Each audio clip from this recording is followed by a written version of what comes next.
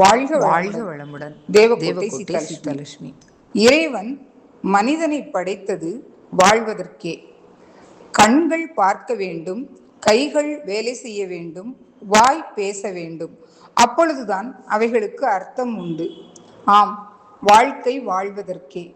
வாழ்வின் முழுமையான அர்த்தத்தை நிறைவாக்குவது இரண்டே எழுத்துக்கள்.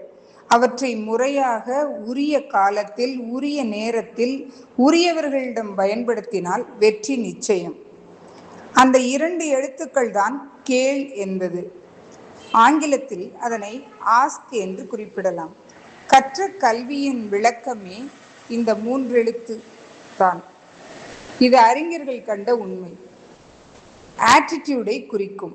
ஏ என்பது ஆட்டிடியூடை குறிக்கும். எஸ் என்பது ஸ்கில்லை குறிக்கும். கே என்பது நாலெட்ஜை பற்றியது. எனவே கேள் பேசு என்ற இரண்டெழுத்து வார்த்தைகளால் மட்டுமே ஒருவனின் சாதனை படிகளை அமைக்க முடியும். நன்றி, வணக்கம். எவ்வழி நல்வழி, அவ்வழி நம்வழி. பிடிச்சிருந்தா லைக் பண்ணுங்க, ஷேர் பண்ணுங்க. Thank you, bye bye. இப்படி கூலாயிடலாம் பசிக்குது, உட்காந்து அவ்வளவுதான் பாத்துக்க.